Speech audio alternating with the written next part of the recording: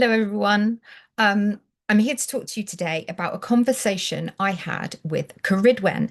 Now, if you don't know who Ceridwen is, she is a figure from Welsh mythology. Um, she is a wise woman, a sorceress. She's also a figure of transformation. Her most famous story is that of the creation of the poet, bard, warrior poet Taliesin. And Ceridwen is brewing a potion to make her terribly ugly and deformed son, Morfran, the cleverest and most enlightened man in the land, so that it makes up for his disfigurement. And she brews this potion and she asks a boy who serves her called Gwion. She asks Gwion to stir the potion while she goes off and does other things because this potion needs to be stirred for days and nights constantly. And she says to Gwion, whatever you do, don't taste any of the potion. Whatever happens, don't try any of it. Because if you do, all the power of the potion will go into you and not Morfran, and it will all be spoiled. And so Gwion takes this very seriously and he stirs this potion for day and night. And then a tiny splash splashes up onto his thumb, and he licks it off his thumb without thinking. And all the magic of the potion goes into Gwion, and he becomes the most enlightened being in the land. And Ceridwen comes home and discovers that Gwion has done this, and she chases him. And this is when the transformations start. He turns into one animal and she chases him as another, and he turns into a little bird, and I'm abridging massively, and she turns into a hawk. And in the end, Gwion turns himself into an ear of corn, and Ceridwen turns herself into a hen and eats him up. And then Ceridwen finds herself pregnant. And when she gives birth to Gwion, who has been transformed into Taliesin. And Taliesin becomes the most famous warrior poet in the land. And he actually was the warrior poet of Urien of Rhaegar, which we've talked about in other conversations with Gwyn ap Nuith. Now, Ceridwen is a figure in Welsh mythology, but she is insistent that she was a real person. And in fact, everybody in the Mabinogion, or who's mentioned in the Black Book of Carnarvon, she says was a real person who was incarnated at least once as a human, and that these stories are real and these people are real. So she's insistent that this story of Gwion becoming Taliesin is real, and that she is real and not a mythological figure. She was a real sorceress, wise woman. Arwened.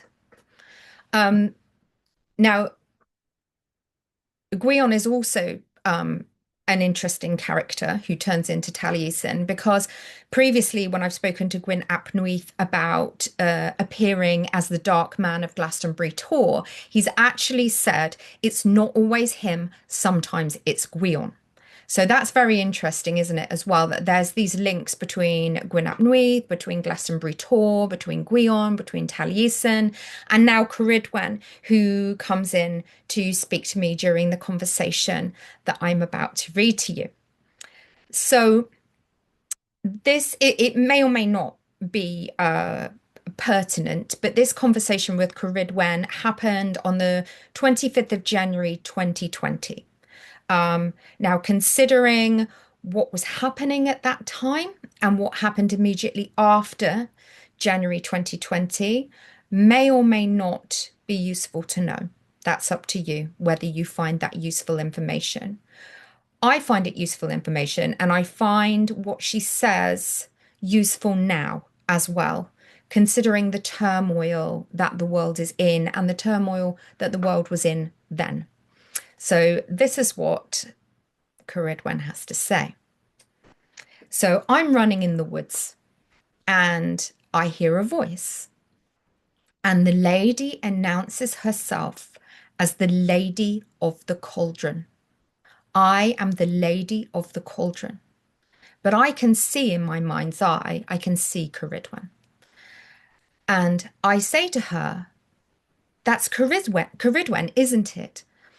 And I can feel that she's a little bit irritated by that.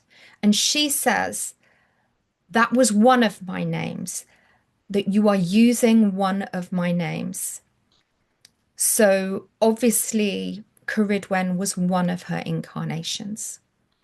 She didn't want to be pinned down specifically in what she said that day as Ceridwen, which may or may not be important in the context of the message. So she then says to me, and to all of us, because it's a generic message to our human souls.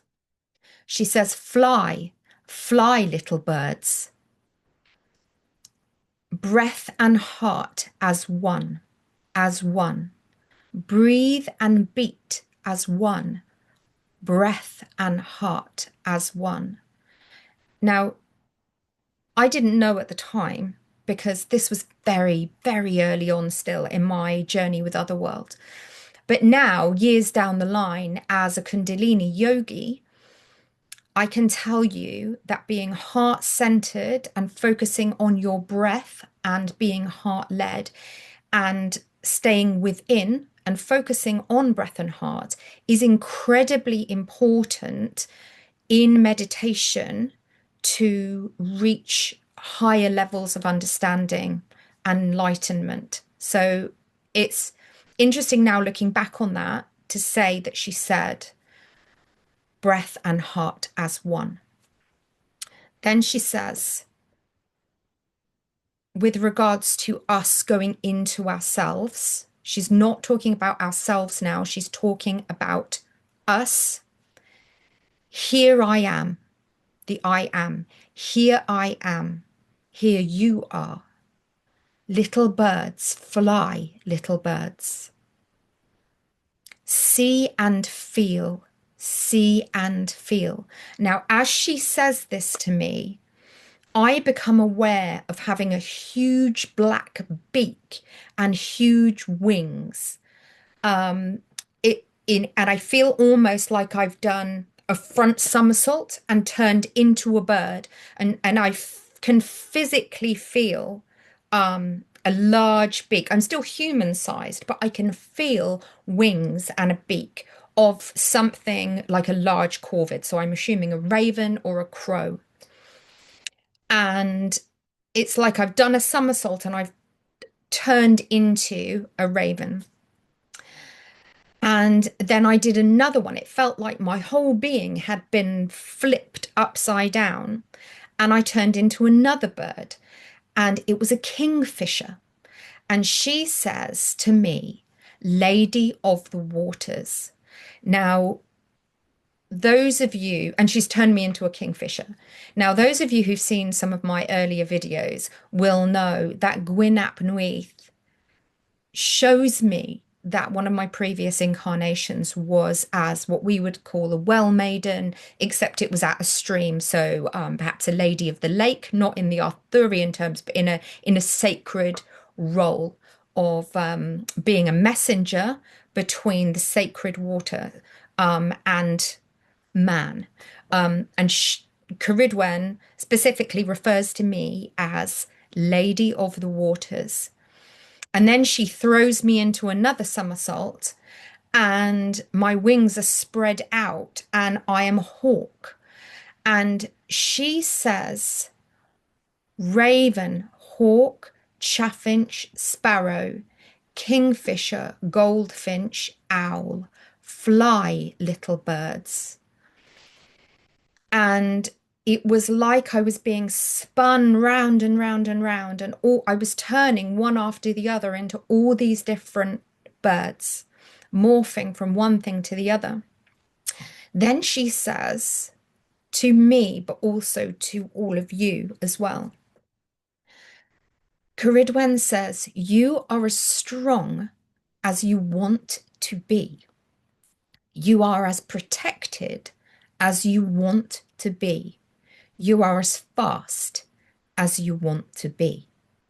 You are as swift as you want to be. You are as powerful as you want to be." And then she says again, "You are as strong as you want to be. You can be anything you want to be."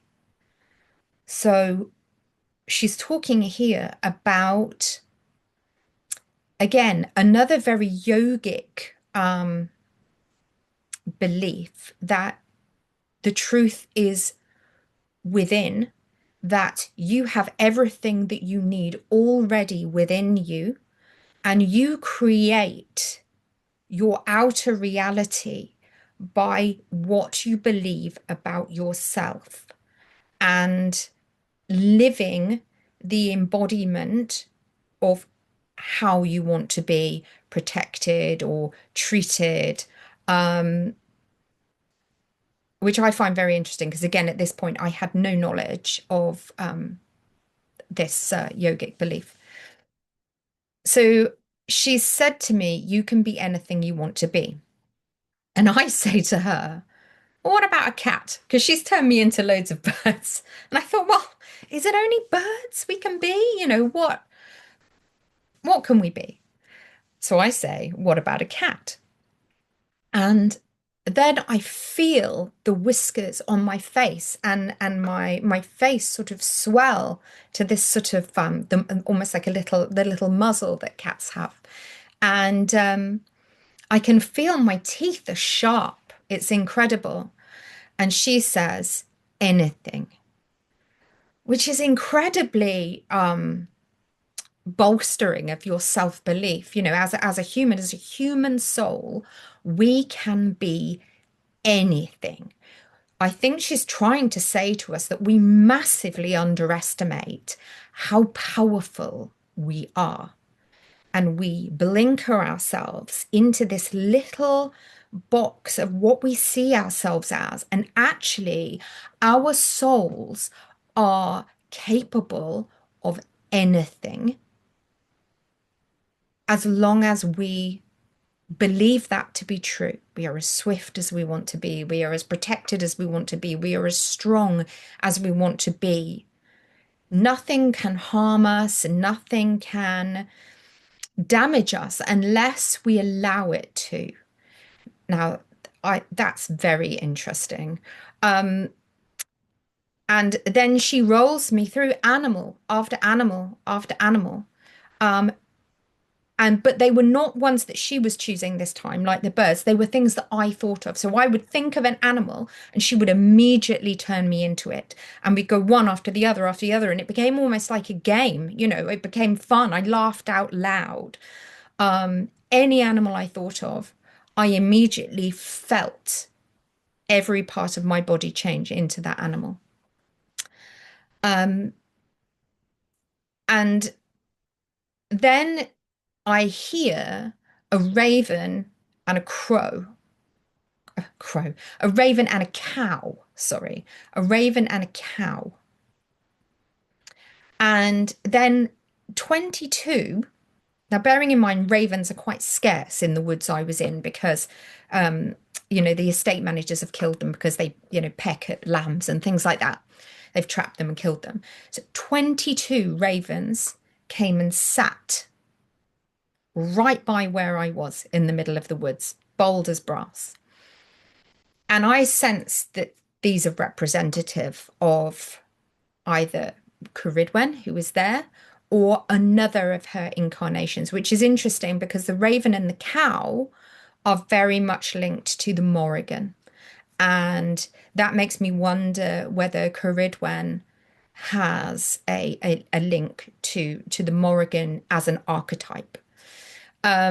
And I've got another very interesting video I can make for you actually about when the Morrigan talks about why she is the goddess of cows, and it is not why you think. But we'll do that one another day.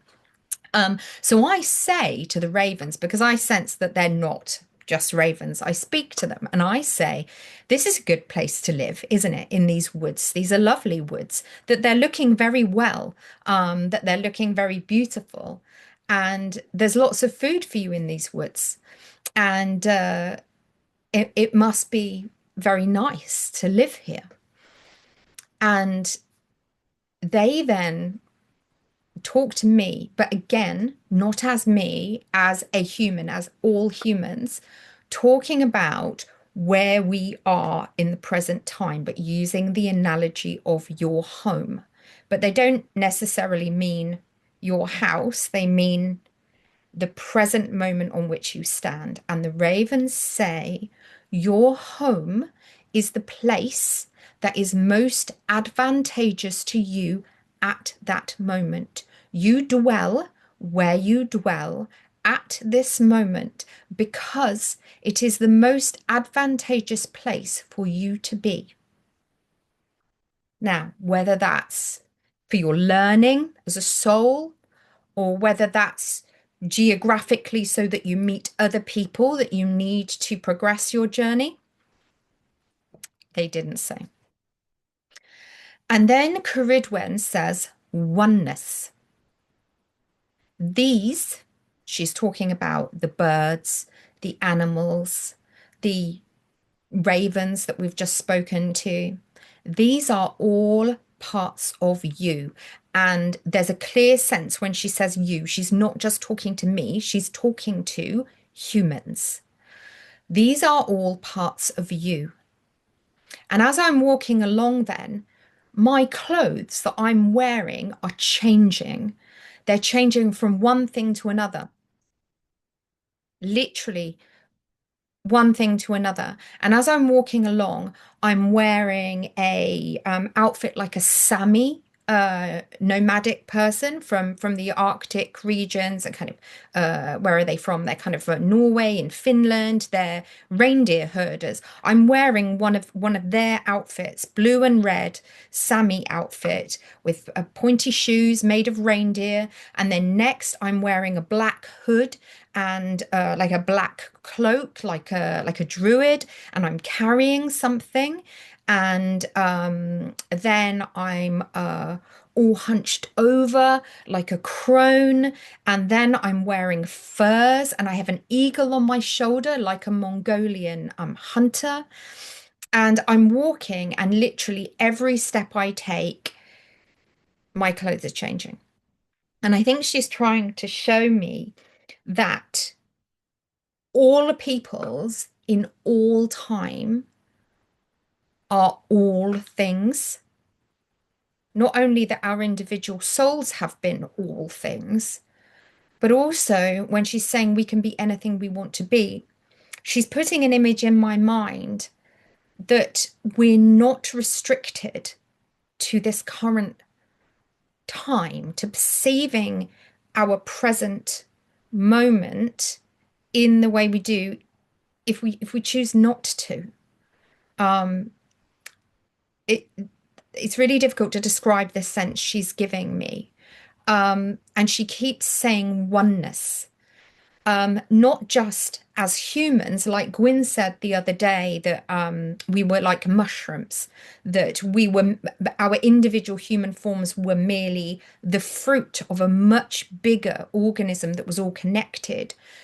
Ceridwen is saying oneness, and she's showing me all peoples as well, but she is also showing me all time, which adds a slightly more enormous slant to it.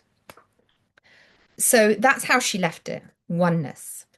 So I'll leave you to interpret what that means to you, because she wasn't just talking to me, she was talking to human souls. But I will talk a little bit just before I finish about the significance of the birds that she showed me and their order. So if you remember, she said raven, hawk, chaffinch, sparrow, kingfisher, goldfinch, owl. That's what she showed me in that order. Now, most of you will be familiar with ravens, Odin's ravens. They're watcher of destinies, they're omen bearers. The hawk is again a divine messenger. It's quiet, calm, and stealthy and precise. Specifically, sparrow hawks as well. You know, hawks don't strike until they're absolutely pretty sure they're going to hit their mark. They don't waste their energy. They also obviously have ties to Hathor, um, Isis, and Horus. And again, the raven has ties to Odin, Morrigan. Then she says chaffinch. Now, chaffinch is a domestic blessing animal. It's associated with good fortune and continuity, but it's specifically associated with blessings in the domestic sphere, so within our homes, within our lived everyday lives. Then she says sparrow. Now, this is very interesting because in British folklore, the sparrow is the carrier of the soul. So, and has a hidden sacredness. And then she says kingfisher. Now, both her and Gwyn have used water as analogies for our soul's path and also our almost like the veil, the ours as humans, our communication between other world and our world. So she says kingfisher, which is associated with safe passage, peace after turmoil, and skimming the surface of that veil, skimming the surface very close and very swiftly to the surface of the water. And Gwyn also says to us, we are the sea. So the kingfisher conjures up an image of skimming the surface of this wider mycelium network of the collective soul, the oneness. Then she says goldfinch. Now, goldfinch is associated with redemption. It was said to have that red cap on its face where it tried to pull the thorns out of Jesus's crown as he was out of his head while he was being crucified. But it has much older associations with resilience and a love that survives pain. And then she says, finally, owl. Now, the owl in Welsh mythology has huge associations with transformation, specifically to do with Blodeuwedd. But recently, I had a dream about an owl, and I was told that it represented us as the night keepers, as the light in the darkness, and of a hidden knowledge and of transformation. So Ceridwen gives us an order of these birds, a very specific order: raven, hawk, chaffinch, sparrow, kingfisher, goldfinch, owl. So the order she gives us, the order of meanings, are a watcher of destinies, omen bearers, divine messages, calm, swift, and precise, domestically blessed, carrying the souls with a hidden sacredness. We always have safe passage. We are bringers of light. We are the peace in the turmoil. We are the resilience and love that survives pain. And we are the light in the dark with the hidden knowledge that brings transformation.